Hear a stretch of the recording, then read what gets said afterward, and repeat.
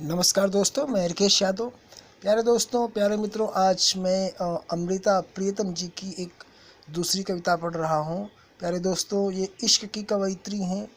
ये शायर लुधियानवी साहब से खूब मोहब्बत करती थी, बेइंतहा मोहब्बत करती थी। तो उनकी एक कविता है, मैं पढ़ दे रहा हूँ। ये लिखती हैं कि मैं दिल के एक कोने में बैठी हूँ, मैं दिल के एक कोने में बैठी हूँ। तुम्हारी याद इस तरह आई जैसे गीली लकड़ी में से गाढ़ा और कड़वा धुआं उठता है। मैं दिल के एक कोने में बैठी हूँ, तुम्हारी याद इस तरह आई जैसे गीली लकड़ी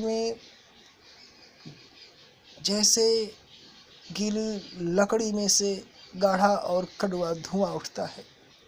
साथ हजारों ख्याल आए जैसे कोई सूखी लकड़ी सुर्ख आग की आहें भरे। साथ हजारों ख्याल आए जैसे कोई सूखी लकड़ी सुर्ख आग की आहें भरे।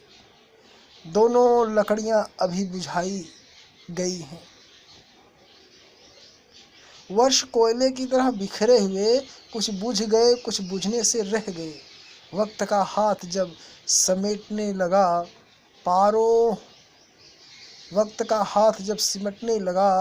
पैरों पर छाले पड़ाए। वर्ष कोयले की तरह बिखरे हुए, कुछ बुझ गए, कुछ बुझने से रह गए। वक्त का हाथ जब सिमटने लगा तो पैरों पर छाले पड़ गए। तेरे इश्क के हाथ से छूट गई और जिंदगी की हड्डियां टूट गई। इतिहास का मेहमान मेरे चौके से भूखा उठ गया। इतिहास का मेहमान मेरे चौके से भूखा उठ गया। तो अमृता प्रियतम प्रेम को इस कदर लिखती हैं कि बहुत ही कम सुखनवर या शायर लिख पाते हैं।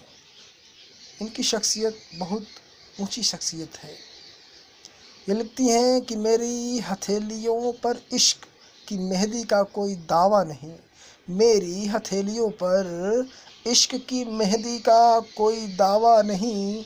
सिर्फ तेरे हिज्र का एक रंग है और खुशबू है तेरे जिक्र की। ध्यान दीजिए, लिखती हैं ये, मेरी हथेलियों पर इश्क की मेहंदी का कोई दावा नहीं है, सिर्फ तेरे हिज्र का एक रंग है और खुशबू है तेरे जिक्र की। ऐसे लिखती हैं।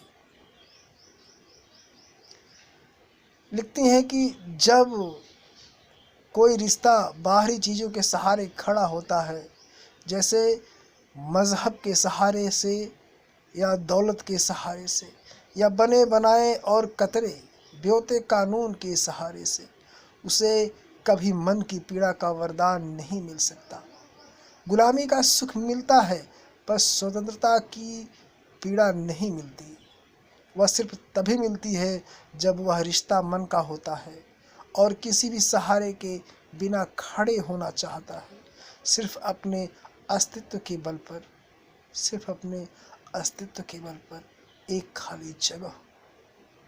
मेरी नज़र में अधूरे खुदा का नाम इंसान है और पूरे इंसान का नाम खुदा है। ये लिखती हैं, मैं तुम्हें फिर मिलूंगी कहाँ और कैसे मैं नहीं जानती। शायद तेरी कल्पनाओं की प्रेरणा बनकर तेरे कैनवास पर उतरूंगी। बहुत ऊंचा लिखती हैं और इनको आप दोस्तों ज़रूर पढ़ना अगर कभी आपको मौका मिले। प्रेम में बहुत बेहतर लिखती हैं ये। इनको वक्त दे कर के आप पढ़िए, प्यार मोहब्बत को समझना है। ये लिखती हैं, आज मैंने अपने घर का नंबर मिटाया है और गली के माथे पर लगा गली का नाम हटाया है और हर सड़क की दिशा का नाम पोंछ दिया है। पर अगर आपको मुझे ज़रूर पाना है तो हर देश के हर शहर की हर गली का द्वार खटखटाओ। यह एक शाप है, यह एक वर है और जहाँ भी आज़ाद रूह की झलक पड़े, समझ लेना वह मेरा घर है, समझ लेना वह मेरा घर है। तो अमृता प्रियतम को ज़रूर पढ़िए।